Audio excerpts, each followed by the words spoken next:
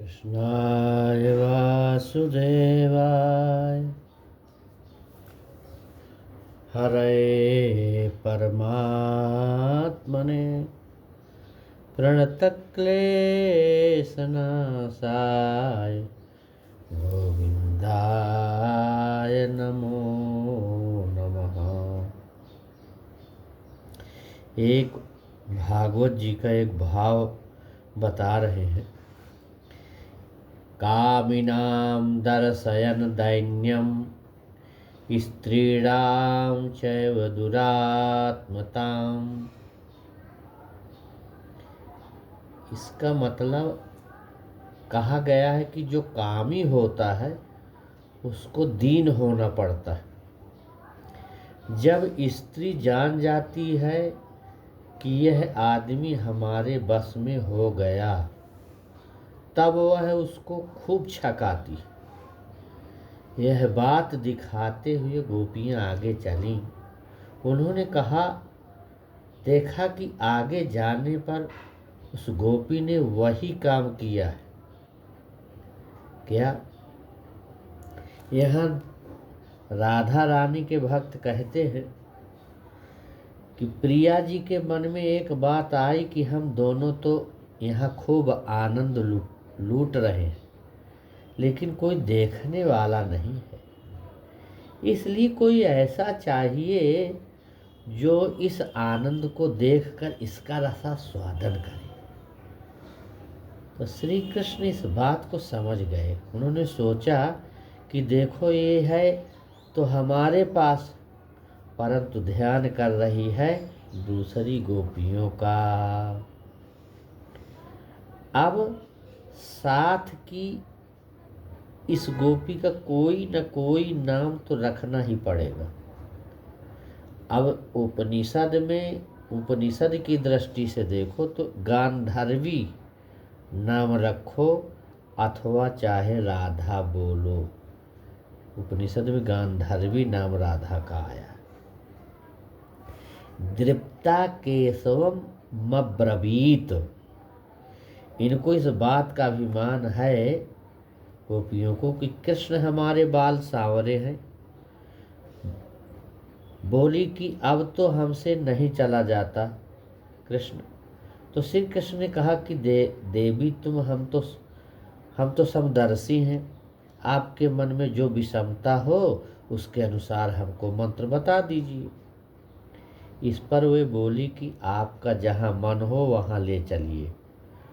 श्याम सुंदर बोले कि अच्छा हमारे कंधे पर चढ़ो, और उसी समय वे अंतर्ध्यान हो गए। श्री कृष्ण यदि इस गोपी के साथ इसी अवस्था में दूसरी गोपियों से मिलते तो उनमें ईर्षा द्वेष का उदय हो जाता। इसलिए उन्होंने अपना वियोग करके इनको भी जब सबके समान कर दिया, तब ईर्षा द्वेष की कोई शंका तक न रह गई। अब जब श्री कृष्ण के बिना ये श्रीमती जी भी बड़ी दुखी हुई, तब बोल पड़ी। क्या बोलती हैं? हा नाथ रमण प्रेष्ठ क्वासी क्वासी महाभुजो दास्यास्ते कृपणाया में सखे दर्शय सन्निधिम। हा नाथ। यह बोलते समय जब उनको मालूम पड़ा कि श्री कृष्ण आ गए तो बोली कि हा रमण, तुम किसी दूसरी गोपी के साथ चले गए थे। फिर जब मालूम हुआ कि श्री कृष्ण जा रहे हैं तो बोली नहीं नहीं, प्रेष्ठ। हा नाथ रमण प्रेष्ठ। तब क्या बोलती? प्रेष्ठ तो तुम तो हमारे बड़े प्यारे हो। श्री कृष्ण बोले कि तुम तो हमारे आने पर आक्षेप करती हो। तो बोली कि अच्छा मत जाओ, तुम्हारे हाथ बड़े लंबे हैं, जहाँ हो वहीं से हमको पकड़ लो। क्वासी क्वासी, कहाँ हो? मैं तो तुम्हारी दासी हूँ, कृपणा हूँ। सखे मुझे अपना सानिध्य दर्शन कराओ। इस प्रकार से वो विरह में व्याकुल होकर के और भगवान के साथ लाड़ लड़ा रही। कुछ गोपियां भावावेश में ढूंढती हैं, ढूंढती ढूंढती अपने सखी के पास पहुंच गई और उसकी अवस्था देखकर उन्हें बड़ा आश्चर्य हुआ। इसके बाद सब मिलकर क्या करने लगी, भगवान को ढूंढने लगी वन में। जहाँ जहाँ भी देखें वहाँ बड़ा भारी अंधकार दिखाई दे। अब जब गोपियों का मन हो गया, कृष्ण उनकी वाणी में आ गए। कृष्ण तो चेष्टा हो गई, कृष्ण की आत्मा हो गया कृष्ण सरीखा। तब सब कृष्ण का गान करने लगी। अब वे अपने आप को भूल गई, यह भी भूल गई कि उन्हें घर द्वार लौटना है और उनका शरीर गोपी का है। गोपियों ने कहा कि अरे सखियों, यदि हम इस अंधकार भरे वन में कृष्ण को ढूंढती फिरेंगी तो जितना जितना आगे बढ़ेंगे उतना उतना ही वो कंटक किरण वन में घुसते जाएंगे। फिर उनके पाँव में कोई कांटा कुछ गड़ जाएगा और वे उससे कष्ट पाएंगे। इसलिए अब वे हमें ढूंढने से नहीं मिलेंगे। देखो, वस्तु जहाँ खोती है वहीं मिलती है, चलो लौट चलें। इस पर एक गोपी ने कहा कि लौटकर हम क्या करेंगी? तुम लोग यह बात क्या भूल गई हो कि जब हम कभी दूध दही लेकर वन में जाते,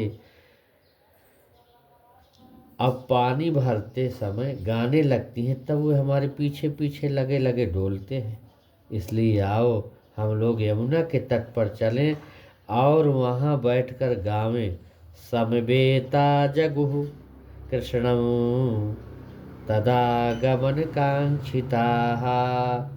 फिर देखना हमारे संगीत की धुन सुनते ही वे कहीं न कहीं से दौड़कर भागे चले आएंगे, क्योंकि उनकी प्रतिज्ञा है, मद भक्ता यत्र गायन्ति तत्र तिष्ठामि नारद। देखो, भगवान भक्तों का गायन सुनने के लिए बैठते नहीं और खड़े होकर सुनते हैं, बैठते ही नहीं। तत्र तिष्ठामि, फिर वहाँ बैठ भी जाते। इस प्रकार से गोपियाँ अनेक प्रकार से भगवान के साथ लाड़ लड़ाती हैं और प्रेम दिखाती भगवान के साथ में, उनका विरह से उनके आनंद में आनंद मिलाती हैं और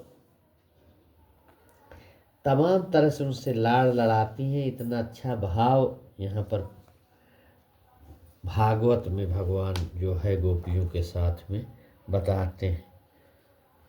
ओम शांति शांति शांति। ओम।